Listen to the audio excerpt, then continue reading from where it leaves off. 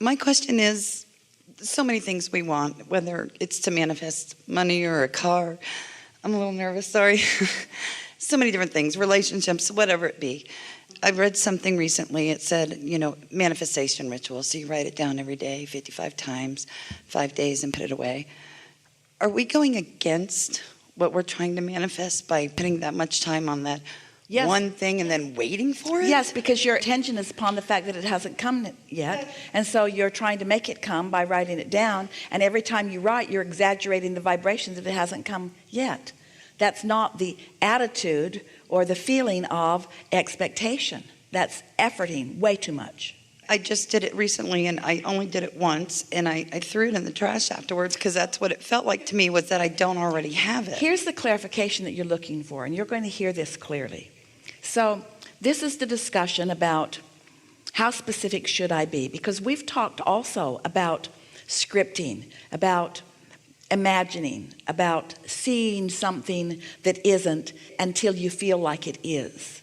So here's the clarification that you're looking for, and we want this to make that difference for you. When do I become more specific, and when do I be less specific? And the answer isn't the same to everyone, and it isn't the same to anyone all the time. It depends on where you are vibrationally. So let's say that you want something and it currently hasn't come about, and you really want it, but it currently hasn't come about. Well, under those conditions, as you focus more on it, you probably will feel more aggravated about it, more aware of its absence. So that's the time to back off from the specifics and just be general about it. All things in good time, and things are unfolding nicely for me, and I'll know it when I see it, and I'm feeling really good. And there's just general statements about it. However, let's say you've wanted it, you know it's in the vortex, you've been sensing it and feeling it, you've been finding lots of reasons to feel good, you're off the subject often, and so your awareness of the absence of it is not strong, and your anticipation of it unfolding is getting stronger and stronger. And now you're finding yourself thinking about it, and it's pleasurable to think about it. It makes you feel happy to think about it. The thinking about it is bringing it more to life. Thinking about it and talking about it, you want to talk about it, you want to think about it, then that's the time to do it for the pleasure of it. Did you ever hear us talking about the focus wheels? The focus wheel process, we're just going to give it to you, and then we're going to explain a clarification, which is really going to help you understand the point that we're making with you in a very strong way. So the focus wheel was devised to help you focus.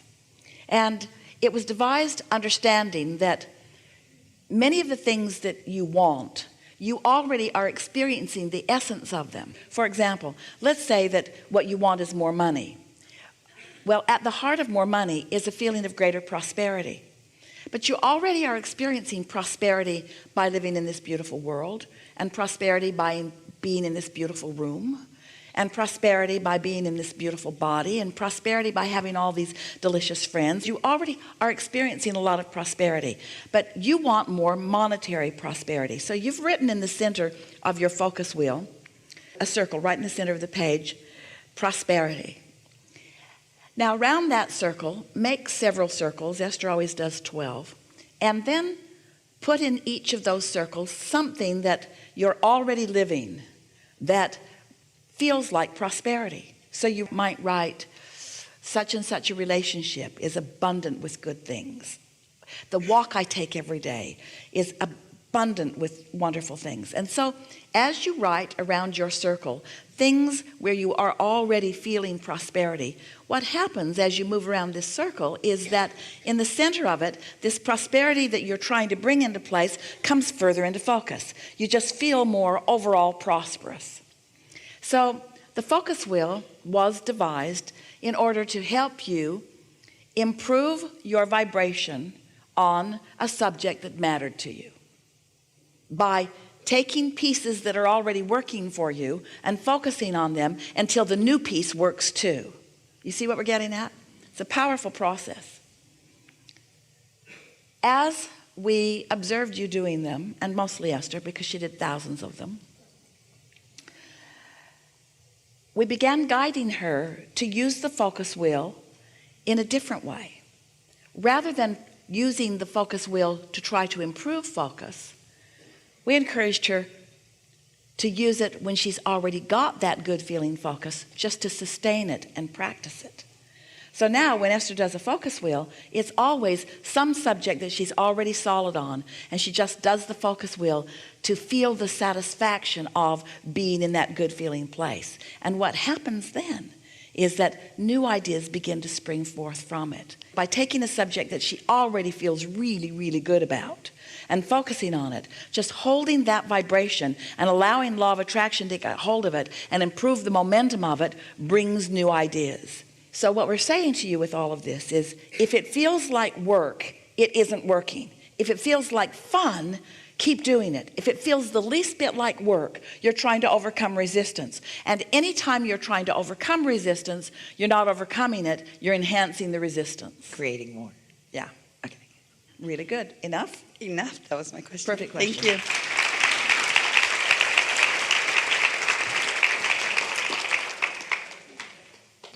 Hi. It's good to be here. And Sorry, your time is up. well, first I'm going to be a walking advertisement for this thing. I don't even know if I can describe it, and we're going to get into that in a minute. But I learned about you 3 years ago. I thought, this is really kind of weird. I don't know. It is. And then Weird to be happy all the time. But in the 3 years, I went and came back, and then I had a situation come about where I manifested myself a new job and then realized I didn't want exactly what I had manifested. Shoot, right? So what do I do? So then I said, okay, I guess I'm going to manifest something else. And I make it sound so easy. Actually, it was pretty emotional. Easy. Okay, yeah, it was easy. And so I manifested, I said, I want to work a part-time job for full-time money. I held that vision, but I'm scared, right, and worried about it. Well, And- those two statements don't go together. I held the vision, but I'm scared. It's one or the other. Well, I'm contrasting. How's that? We're working it out and leaning more and more to holding the vision. Scared, but more and more to holding the vision. A little scared, but more and more to holding the vision until you held the vision. Yes? Yes, and what assisted me in that is I had a health issue where they found a lump in my breast, and I went to the doctor, to the oncologist, and he said to me, okay, so did you breastfeed? Do you smoke? And his last question was, how do you feel about this? And I said, well, how do you feel about this whole experience, and what's your view on cancer? And I said, well, I'm going to tell you something. I went out with my friend last night and had a drink, and I said, here's to my first day of being cancer-free. And that's what I did. I was never looking at it like that. It was always about, I'm cancer-free. Went through testing for 10 days and found out it was just a cyst. And then at that point, I said, okay, I walked in and I quit my job. And they said, no. You can't do that. We love you here, and is there some arrangement we can make? And the next thing I know, I've got this part-time job for full-time money. So, of course, I want more full-time money. Here comes more lumps. No. We're just saying that while good can always come from wherever you are, you do not have to have unpleasant contrast on your way to the things that you want. Because sometimes people panic and say, oh, I need a lot more struggle and contrast in order to get the things that I want. And we say, not necessary. Well, good. Then it's good that I'm here to, Yes. have that Yes. further knowledge. And here's my other question for you. Like I said, I came into this 3 years ago, and I come from this very Christian background and raised my kids that way. And so now I'm taking my 2 girls to Sedona next week. And do you have any advice about how I can share this with them? Because they'd be pretty resistant, I'm fairly certain. Don't do it. No? We were talking about that. Understand, but don't try to explain. Understand, but don't try to explain. And so you know how you held the intention and then the universe orchestrated away? Hold the intention, but don't try to force it.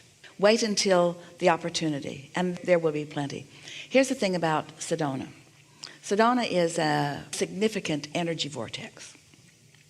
And what that means is whatever you got going on will be amplified. So your alignment is going to be amplified, and so is theirs. Or your misalignment is going to be amplified, and so is theirs. So you want to show up there feeling really good. And we would encourage a sort of satisfaction with what is, because there are a lot of philosophies that are working for a lot of people. The way you described the religious background that you came from, as you sort of shuddered and dramatized around it, is sort of an indication of pushing against something. And as long as you feel that way, that's going to be amplified in your vibration while you are all together. And anything you say under those conditions is going to make those that you're saying them to defensive, because they're going to feel like you're trying to talk them out of one thing and into another.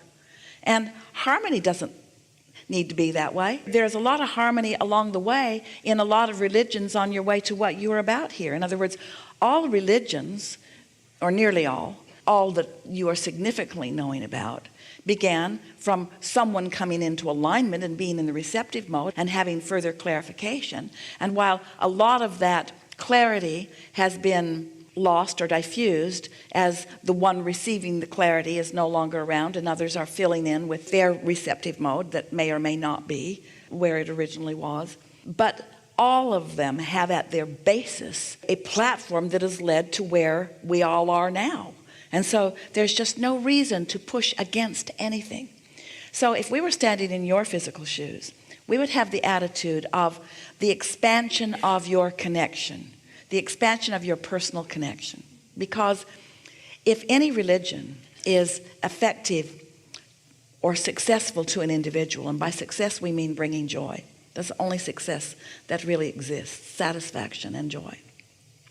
If any religion is bringing that success to anyone, it's bringing them into personal alignment with this source energy.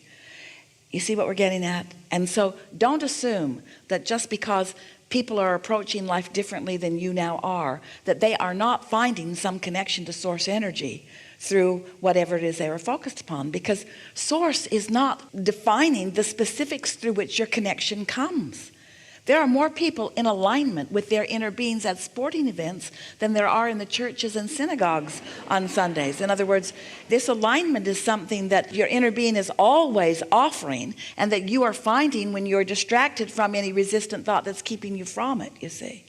And so the thing that you feel about religion, and a lot of people do, is that there is a lot of pushing against within religion, and therefore there's a lot of unnecessary squelching of alignment. But that's not always the case either, you see. So don't assume that someone is pinched off from their well-being. They may not be. And don't worry about whether they are or not. You just pay attention to whether you are or not. And in your open alignment, people will want to know. You said, I want to be an advertisement for this. And in your joy, you are that. In your living life happily ever after, you are that. In your easy way of life, you are that. In your clarity, you are that. In your personal sense of worthiness and well-being, you are that. In your love and upliftment of others, you are that, you see. So don't try to define it. Just be happy. Yeah. It's awesome. Yeah.